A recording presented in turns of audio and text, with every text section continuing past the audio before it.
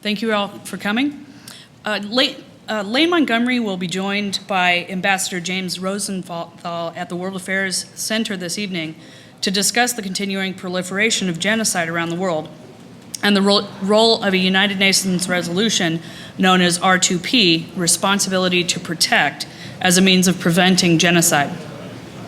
Lane Montgomery, whose book is a photojournal retrospective of genocides around the world for over 100 years, has seen the horrors and atrocities firsthand as a photographer for the International Rescue Committee and AmeriCares. This book is her means of beseeching that we must do whatever is necessary to stop these mass killings. We say never again, but these acts are continuing today in Darfur and to displace people throughout the world who are systematically dying. When governments do not act in a way that is responsible to their people, someone must assume responsibility. She notes that R2P is the one sensible collective beginning that she's heard to what we are facing. To ignore the persistence of genocide is to increase suffering and to shorten life on earth as we know it now. Never again, Genocide, Armenia to Darfur is a powerful photographic essay with text on the 6 major genocides of the 20th and 21st century. Armenia, the Holocaust, Cambodia, Bosnia-Herzegovina, Rwanda, and Darfur. More than a chronicle of dates and dust holes, it gives a personal history of victims, perpetrators, and consequences. Please join me now in welcoming Lane Montgomery to Google. The photograph you're looking at now was really how the book began, which is sort of interesting and sad. I was asked to go by the International Rescue Committee, IRC, to Rwanda at the 10th anniversary. Terry George was then shooting the movie Hotel Rwanda, which I didn't know, and there were a lot of Newsweek time, correspondence. And I went into this church, Natarama, where they killed 5,000 people in, I guess, a day and a night with machetes. And the people were hiding in the church, and they begged the pastor to protect them, and the pastor took money from the Hutus and turned them in. And they were still in their bloodstained clothes. There were French purses, high-heeled shoes, like your grandparents might have worn, still hair on heads, clothing. There was sometimes the skeleton of a fetus with inside their mother's body. It was very rough indeed. So I think that was really when I decided that I wanted to write the book. And so it was during that time, that picture, I couldn't take that day because I realized the guy that took me out there hadn't been. So that was very uncomforting because we were pretty far from town.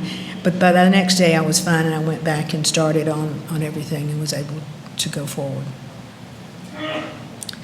This is archival, and this is the main street in Leningrad, then, Leningrad.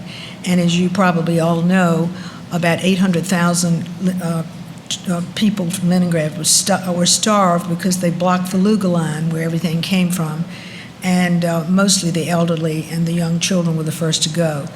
And the sleds, which used to be sort of sleds the boy would take a belly flopper on, red, yellow, green, or have fun, are sleds carrying the corpses of the little children wrapped up to the funeral, which is a few miles outside of town. And the women that were strong enough to drag the corpses out there to be buried. That is a picture of that, archival, from Getty.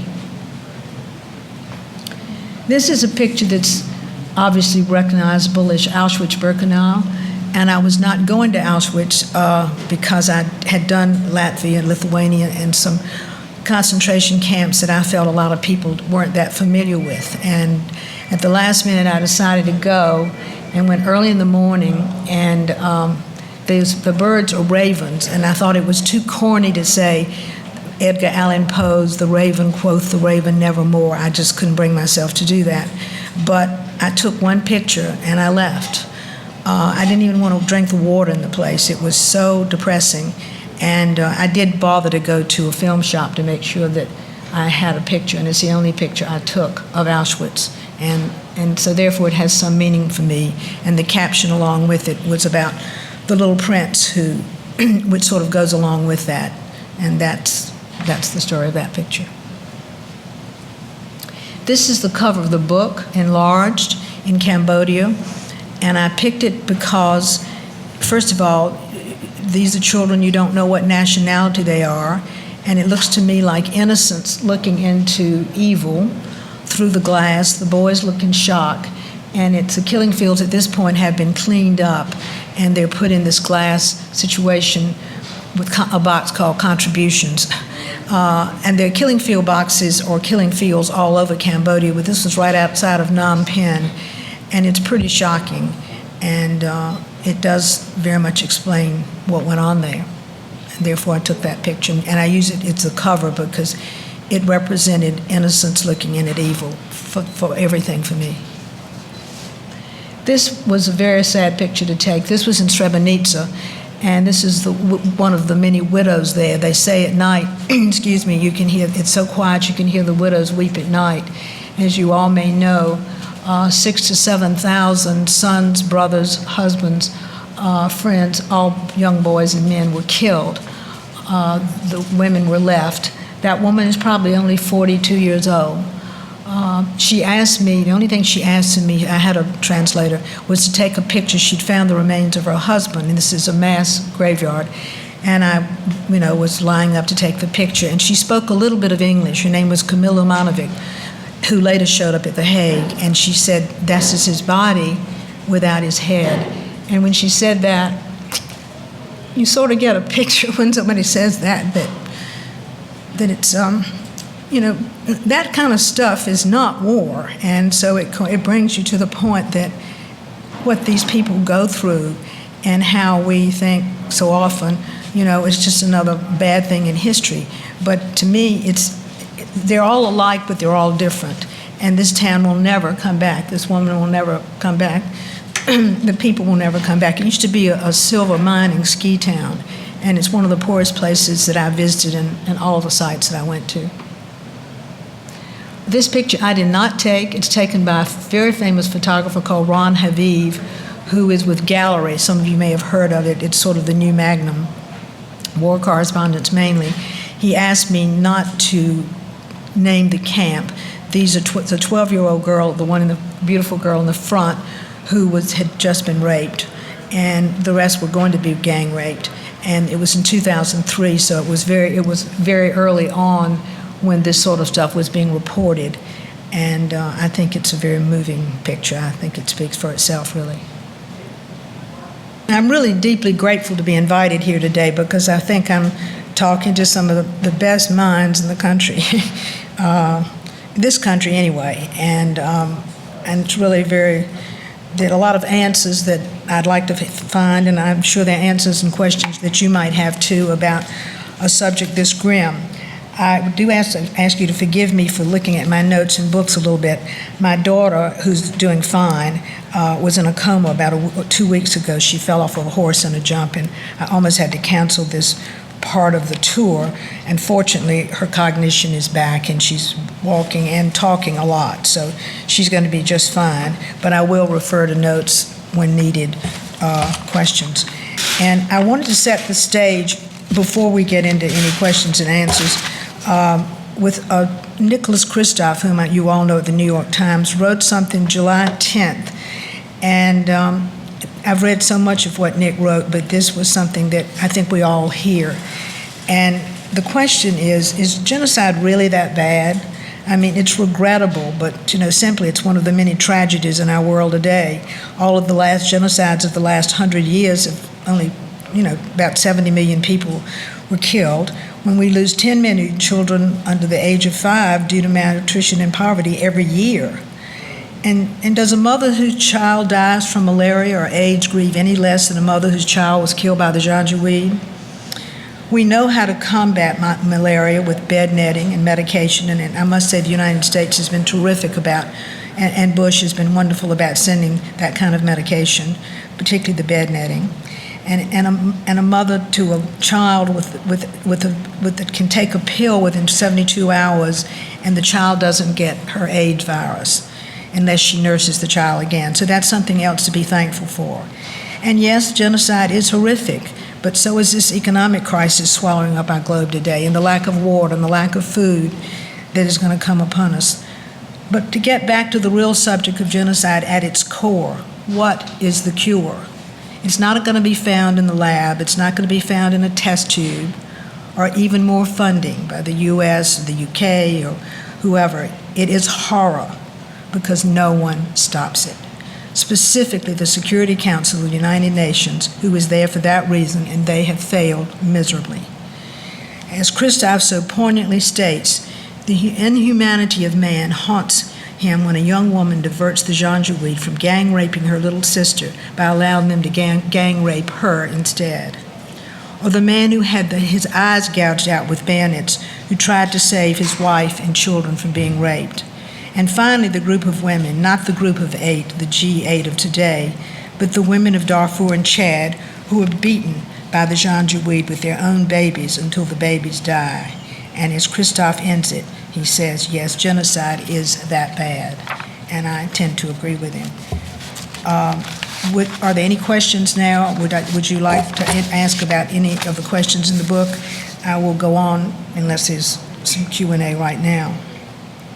Remember that we put a man on the moon a generation ago, and yet we can't seem to stop the mass murders of genocide. And Nancy Pelosi said recently, she was referring to the Armenian genocide that happened in 1915, about acknowledging that. And it wasn't a good time because we needed the Turkish bases to go through to save some Iraqis. But it's a good question. Now is never a good time. And it can refer to a lot of things. And I was thinking about the other day, now is never a good time for the U.S. foreign policy in Iraq to change, or for climate control to be heard, or it's never a good time for stem cell research to be activated, or never a good time for diplomacy, or never a good time for the punishment of the perpetrators of genocide, or for the admission of the displaced people with no home due to our desire to rid Iraq of an evil despot and to shock and awe their country that has caused more internally displaced people and more unnecessary mortality and lifelong injuries to them and to us, both mentally, physically, and financially. And that's where I would use her thing. Genocide is something that's swift, it's promiscuous, it's brutal, and it continues to attach allies despite the words never again.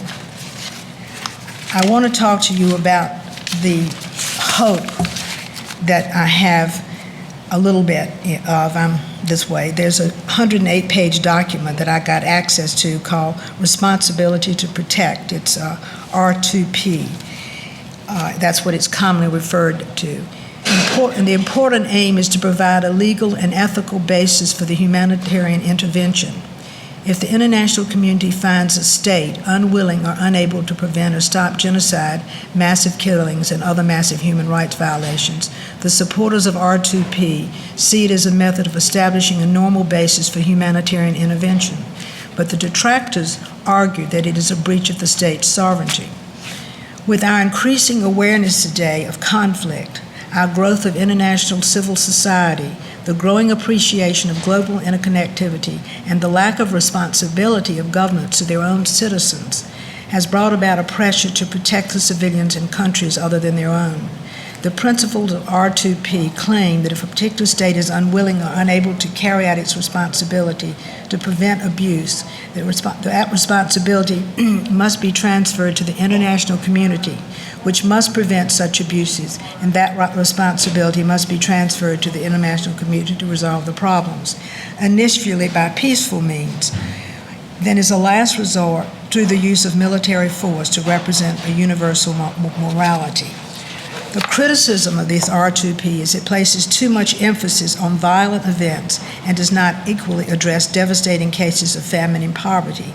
It seems with the global food crisis facing us and consequences of climate change that this issue will grow and cause even more violence between men of similar cultures as they starve and suffer hardships. This is no longer a world of the survival of the fittest. This is evolving into a world of a loss of a civilization. Darfur could have been shortened to months. We're in the 6th year. Not a perpetrator yet has been jailed. We know that al-Bashir was called by the ICC yesterday. He's not in prison. He's annoyed, and that's about it. Immediate punishment of perpetrators would pause the genocide enough to open the doors for diplomacy and dignity. Silence and looking the other way emboldens the perpetrators. The lack of punishment of perpetrators fosters more evil. Our silence is their machete, their Zyklon B gas, their rifle, their poisoning of wells with the bodies of dead children, the constant raping and murdering of women and men who try to save their lives. I've read the entire Responsibility to Protect, and I can tell you that it can be written in 4 pages. I can just see the Chinese and Russian yawning if they had to read through this whole thing. It's so long, so wordy, so repetitive, and it's 9 years now, and then nothing has happened with it. But who is going to be the international community to carry out R2P or something like it? In 1948, it was United Nations, but the Security Council is now overtaken by Russia and China, where human rights are not their calling. Intervening once a genocide has begun calls for military action, but who, when?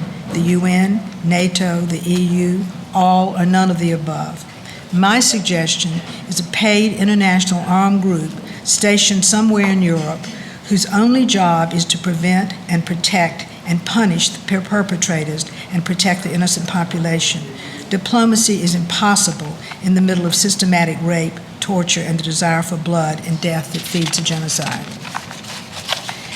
If nothing else, the years between 1915 and 2008 have borne out that human rights have to be legalized in some form where we have an international force to go in at the first scent of genocide, make arrests, use helicopters, arms, imprison, prison cells. If we can slow it down before it reaches the violence of machetes and rifles, the door for diplomacy remains open, otherwise it's closed. In the final synopsis of R2P, there are several core principles which I believe we can all agree upon. Responsibility to prevent, responsibility to react, and responsibility to rebuild. If these moral and correct obligations are being respected and acted on at the United Nations, then we must have a Security Council that is not on board for its own enrichment. If it continues to look the other way in conscience-shocking situations, their credibility has and will continue to suffer. In my opinion, if that cannot be achieved, then R2P will have to be enforced and respected as an international force and supported by all of the many nations that believe in the right to stop pretending we live in a civilized world. With the technology we now have and the unimaginable future on the drawing boards today, which many of you are probably involved in here, we can stop this mass crime called genocide.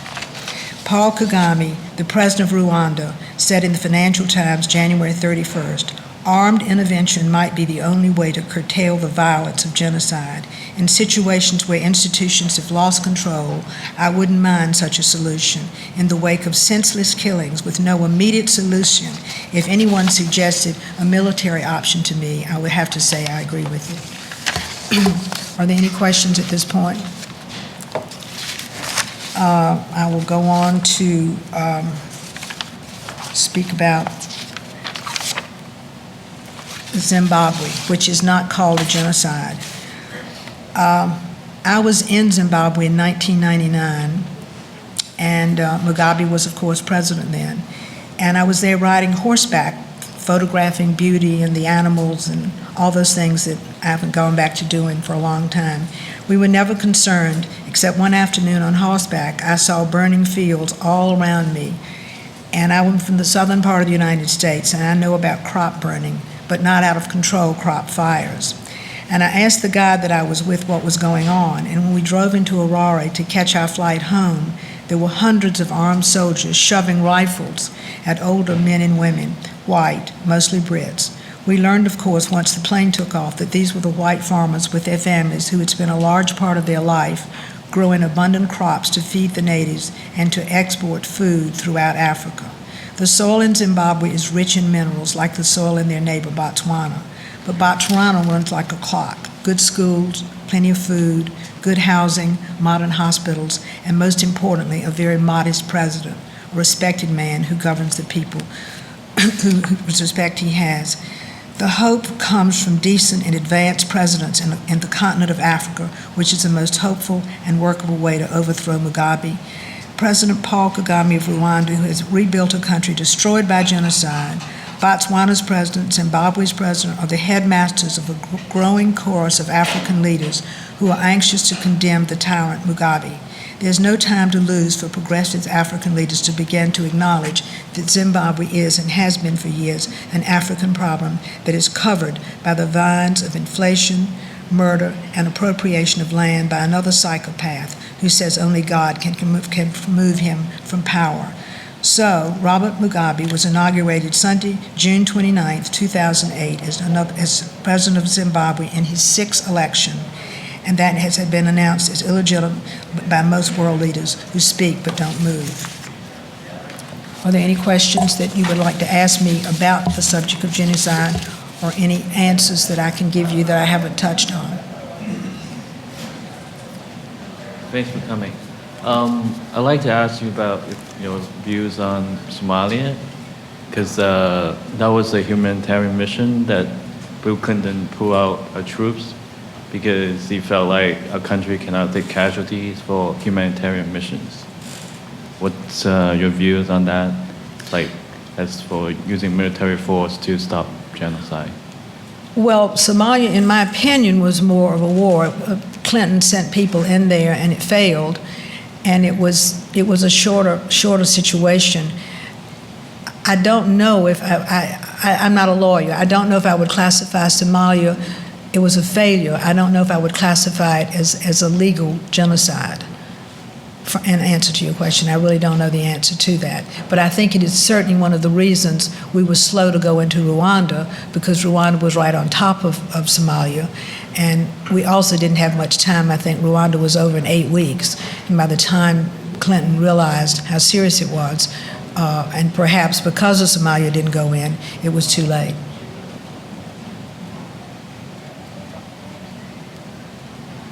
Are there any other questions?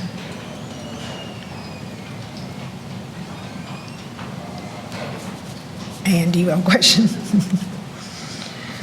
Well, December 9th, 2008 is the 60th anniversary of the Genocide Convention, unanimously signed in Paris and adopted by the General Assembly of the United Nations and agreed upon to prevent and punish the crime of genocide. It has not prevented the death of some 13 million people during that time.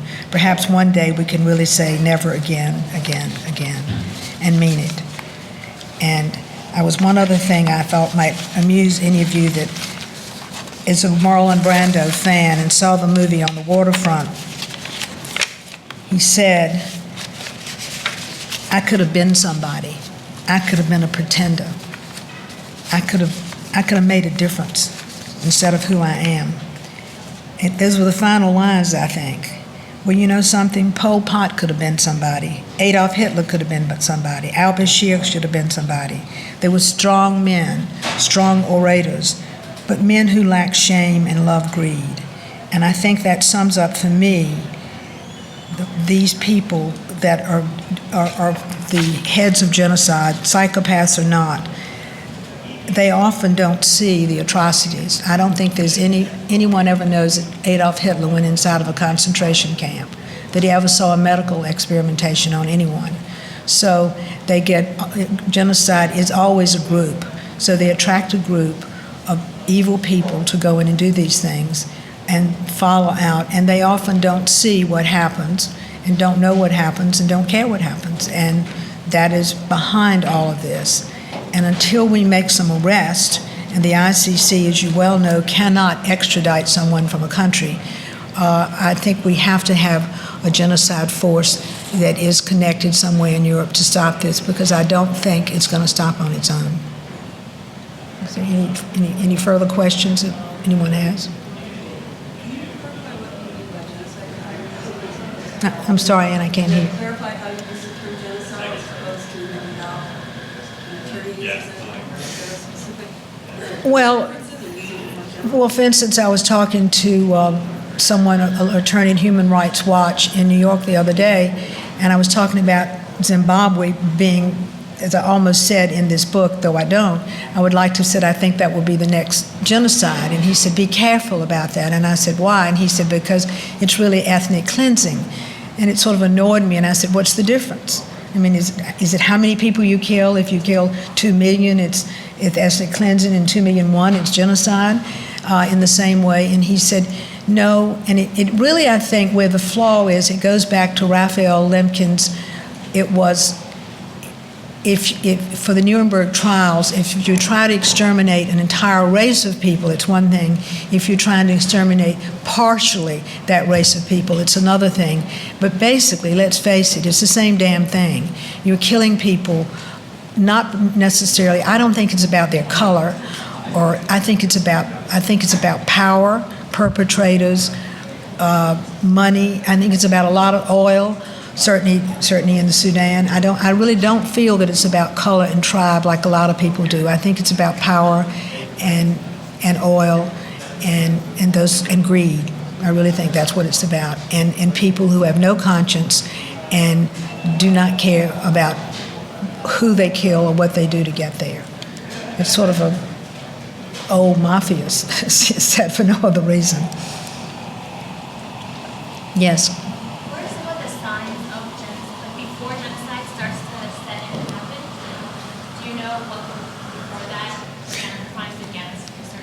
Well, I think, if you and I were planning building a Fortune 500 company, we don't just talk about it today and do it tomorrow. I think that genocide, the talk of it, starts long before it happens. I mean, I think the Mitterrand government was involved in the Rwandan genocide. The machetes, I saw them in boxes, all came from China. So it's sort of an underground planning. It could take years of planning before it happens. And once it happens, like in Rwanda, it happens quickly. It's announced on the radio. We could have cut the radio lines, It's announced on the radio, kill the cockroaches, cut down the tall trees, which the Tutsis being taller people. And so it seems like we thought of it on Wednesday, and by Sunday it was carried out. I think it was thought about for years and planned secretly. And you find little pockets of it, and then it fades away because something happens or there are not enough people, but it continues to build. So my answer to your question in a short way is, if you and I wanted to plan a genocide tonight, I think it could take years before we could get actually to be performed and successful. So I think it has a longer background than we realize, and certainly hidden. The question then is, in addition to punishing the perpetrators, it seems like there may be prevention measures that United Nations or some other organization. Well, I think that there's nothing the matter with arresting people and putting them in a jail cell, particularly. And the thing is, the International Criminal Court cannot extradite. Let's say they can't take somebody from someone in Kenya or the recent ethnic cleansing, whatever you want to call it, Zimbabwe or Darfur. They find the man doing these things. There's no one to stop him because it's 800 miles of desert, so there's no one there. But if they find someone and arrest them and put them in a jail cell, and they say the ICC, they can't take them out of the country. So therefore, you have to have a local trial, and you know how corrupt that's going to be. You can just imagine. So if you have a local trial, then you have to have some organization, be it EU, I hate to say the UN, some organization that has some form of transparency, like they used to go over and count the votes in Salvador to see if they were real or not, or how many were fake, just like the whole party from Mugabe, they were all fake votes, most of them. The other man won. And I think that you have to have a court trial in the nation where this happened, sufficient enough to then get the people to the Hague International Criminal Court. Of those that were in Rwanda, 7,000 men were arrested. Not one of them were tried, really. And they were all let out after 7 years because they couldn't feed them. The families had to go in and feed them. These men were never tried, and they're walking the streets of Rwanda today because they didn't have the money to keep them in prison. So far, there's been no further eruption of genocide, but they could be planning it tonight, and we don't know it. So.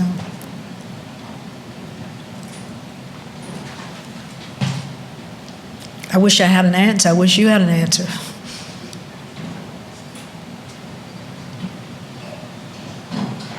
Sorry. This may be a little personal question,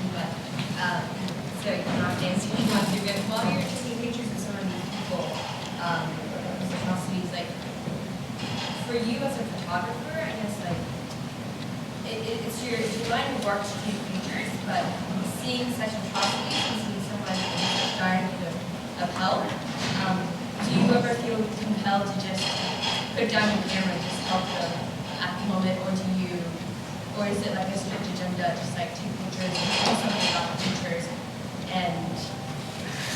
Well, it's different, and the picture, the first one that was up there of the Natala church where 5,000 people were killed. When I walked in and saw that, that was the first one that I saw. The guy that took me there was ill. He had to go into the woods and was physically sick. And I fell backwards and hit a big bump on the back of my head and said, I was really frightened, nauseated, crying. And I said, I can't do this. And I got in the car, and the only thing that got my mind off of it, in the book, there's these adorable little children playing with sticks, like we have Lego sets and all these toys for our children. They were happy with sticks. And these children are all orphans because they were the children of Tutsi mothers who were given AIDS by Hutu that raped them, trying to, to make the babies Hutus. And as soon as they had these children, they were all under 10, they got rid of them and they were put in an orphanage. And the picture, they're the happiest, most beautiful little children. And that got my mind off of the horrible scene that I had just seen. And I did say that day that I did not think I could do this, and I wanted to go back into town, and that's exactly what we did.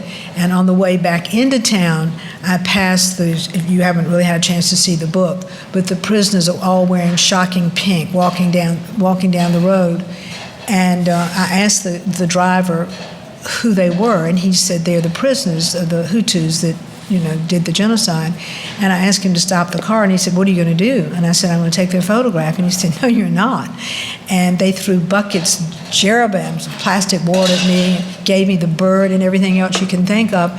But once I took the pictures of those men, I was also emboldened. And then when I got back and met Terry George and that group at the hotel and all the reporters, the correspondents, and heard what they'd seen that day and that day, I knew that these people were dead, that they were in a better place, and what I was seeing was the horror of what had happened, and somehow that I was strong enough, certainly, to photograph that and write about it. And then I found myself doing this one place after another, and then I found myself with all these pictures and all these materials and all these people that I had met who said they would write for me, and the next thing I knew, I was writing a book. But it just happened. It wasn't something I sat down and said I was going to do. And there were days, particularly with the mass graves in Srebrenica, there were days that were, you just don't want to go on. But I think that as I said in the beginning, there's a lot of problems in the world today, and many people feel that genocide, particularly in Africa, is not that big a deal.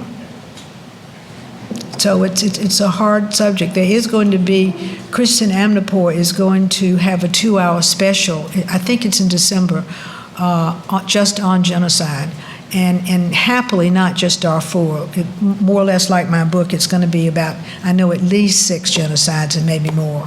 So you get a compilation of them, and you begin to see how the evil expands. I don't want to talk just about Darfur because we've been talking about it for 5 years and nothing has happened.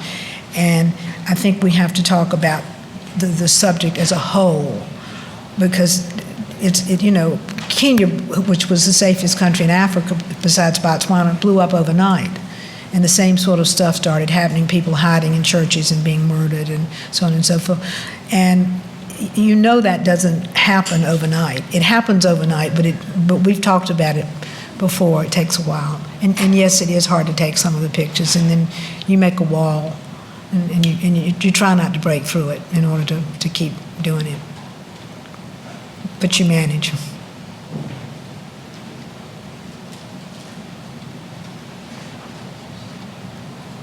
Any more questions? Well, thank you for coming, and thank you for the books. And if you want me to autograph any that you have taken, I would love to do so with your name in them.